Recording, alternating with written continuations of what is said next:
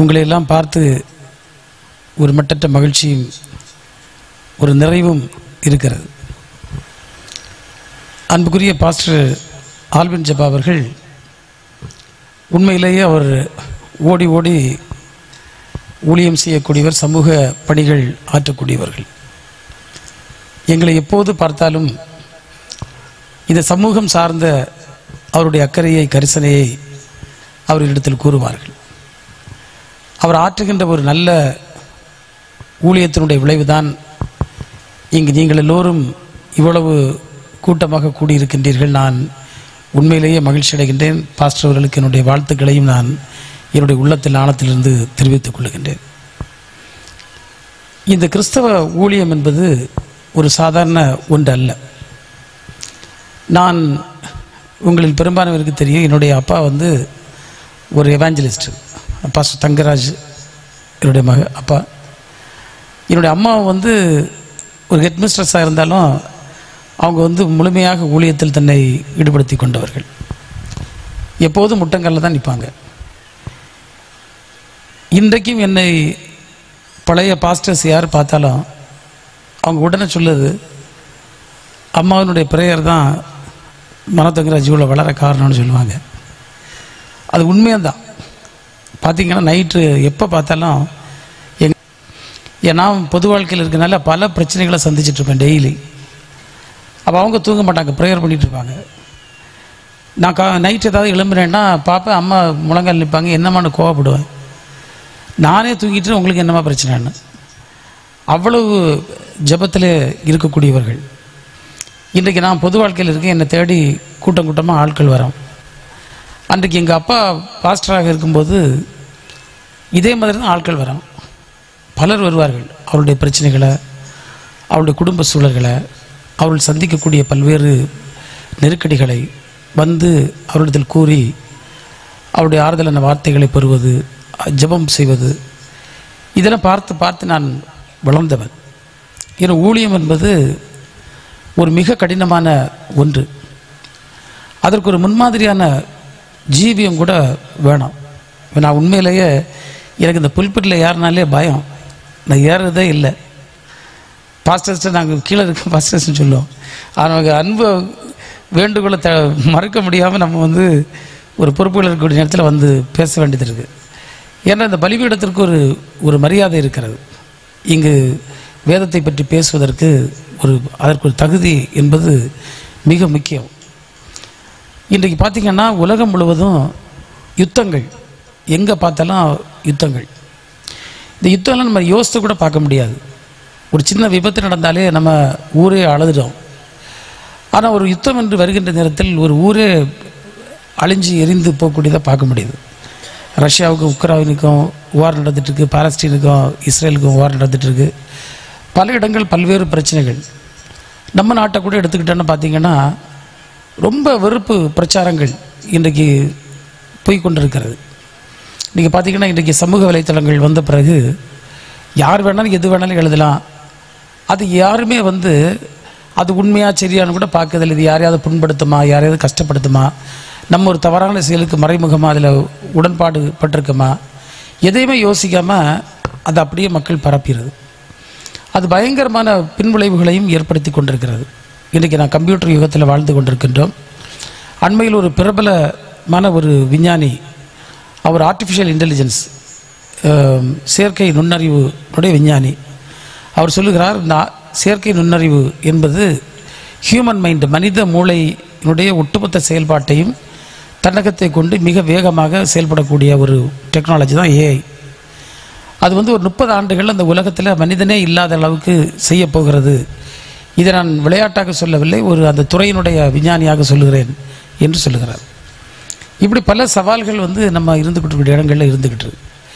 இப்படிப்பட்ட இடத்துல கிறிஸ்தவம் என்ன செய்கிறது என்பது ஒரு மிகப்பெரிய கேள்வி.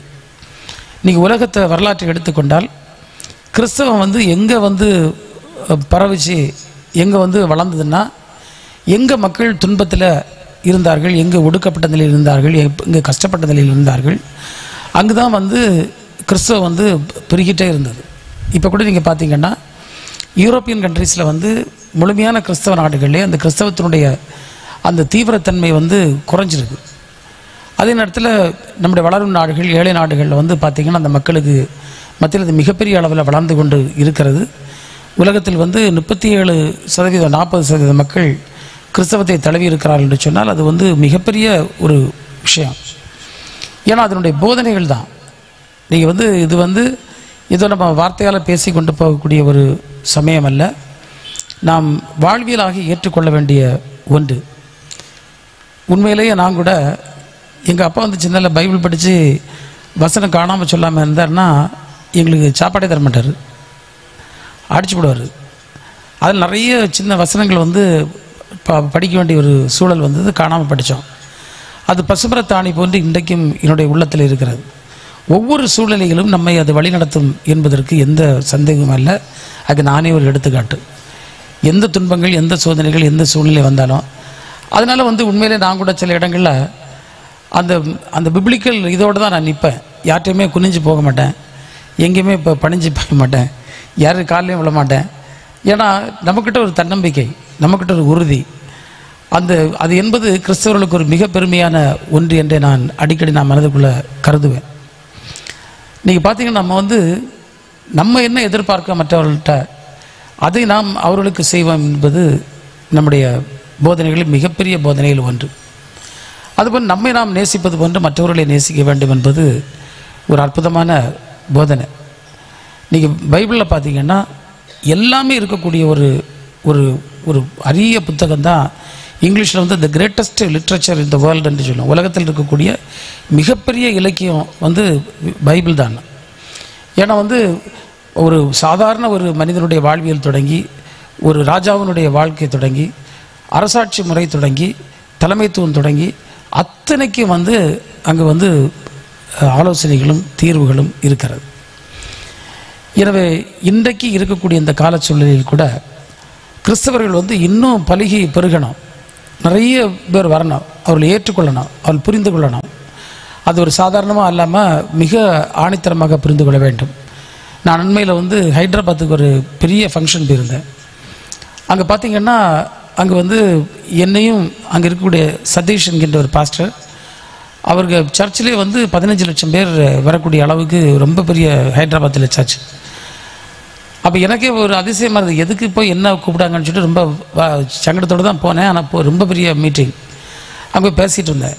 அவங்க அந்த அளவுக்கு இந்த சால்வேஷனை தீவிரமாக எடுத்துக்கொண்டு சென்று கொண்டிருக்கின்றார்கள். ஏனென்றால் அங்கே இருக்கக்கூடிய பல வட இந்திய மாநிலங்கள்லேயும், ஆந்திரா போன மாநிலங்கள்லேயும், தெலுங்கானா போன்ற இடங்களில் இன்னும் சாதாரண மக்களுடைய வாழ்வியல் அவ்வளவு துன்பத்தில், நெருக்கடியில், வேதனையில் இருந்து கொண்டிருக்கிறது. நம்முடைய மாவட்டம் இந்தியாவிலேயே விரல் விட்டு எண்ணக்கூடிய மாவட்டங்களில் ஒன்று என்று எடுக்கலாம்.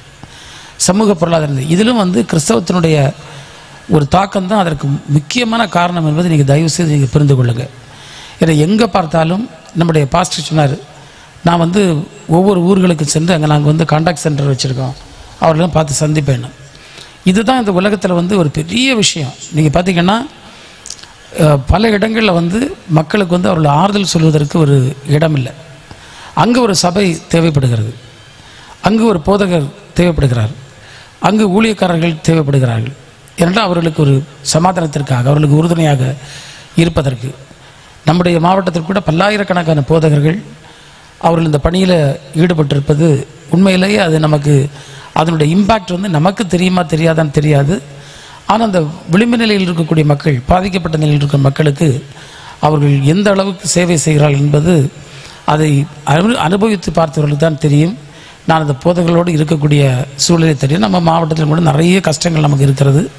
சிறுபான்மை மக்கள் தாக்கப்படுவது, சிறுபான்மை மக்களுடைய உரிமைகள் பறிக்கப்படுவது, சிறுபான்மை மக்களுக்கென்று தந்திருக்கக்கூடிய சிறப்பு உரிமைகள் பாதிக்கப்படுவது என்பது இன்றைக்கு நடந்து கொண்டிருக்கக்கூடிய ஒன்று. ஆனால் அவற்றையெல்லாம் எதிர்கொள்வதற்கு, மேற்கொள்வதற்கு எங்களை போன்றவர்கள் எங்களால் இயன்ற முயற்சிகளையும் நாங்கள் எடுத்துக்கொண்டிருக்கின்றோம். அது பல்வேறு தரப்பில் அதற்கான பணிகளை செய்து கொண்டிருக்கின்றோம்.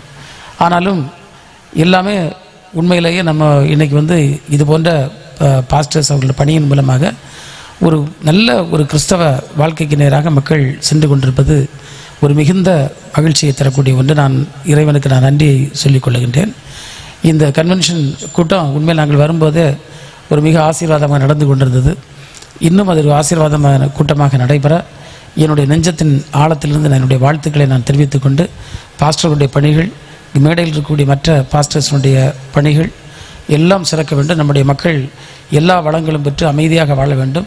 நாம் இந்த நேரத்தில் இந்த மணிப்பூர் மக்களுக்காகவும் நம்முடைய ஆதரவை, நம்முடைய பிரயாசை சொல்ல வேண்டிய கடமை இருக்கிறது. ஏனென்றால் அங்கு கலவரம் நடந்து ரொம்ப காலம் ஆகிவிட்டது. இன்னும் அது ஒரு முடிவுக்கு வராமல் பல்வேறு பிரச்சனைகள், இந்த மக்கள் நெருக்கடிகளை மிக வேதனையோடு சந்தித்து கொண்டிருக்கக்கூடிய ஒரு இக்கட்டான சூழலில் இந்த மக்கள் இருந்து கொண்டிருப்பது உண்மையிலேயே ஒரு ஜனநாயக நாட்டில், ஒரு மதசார்பற்ற நாட்டில் ஒரு சிறுபான்மை கிறிஸ்தவ சமூக மக்கள் இவ்வளவு தாக்கப்படுகின்றார்கள் என்கின்ற ஒரு வேதனை நமக்கெல்லாம் இருக்கிறது. அவற்றையும் நாம் இணைந்து எதிர்கொள்ள வேண்டும் என்ற ஒரு அன்பான என்னுடைய ஒரு வேண்டுகோளை வைத்து பாஸ்டர்களுக்கு என்னுடைய சிறப்பான வாழ்த்துக்களை கூறி, இந்த சபை மக்களுக்கும் கூடியிருக்கிற அத்தனை பேருக்கும் புத்தாண்டு வாழ்த்துக்கள். இந்த ஆண்டு ஒரு நல்ல அமைதியும் வளமும் மிக்க ஆண்டாக இறைவன் நமக்கு அமைத்து தர நான் இறைவனை வேண்டி உங்களை எல்லாம் வாழ்த்தி விடைபெறுகின்றேன். வணக்கம்.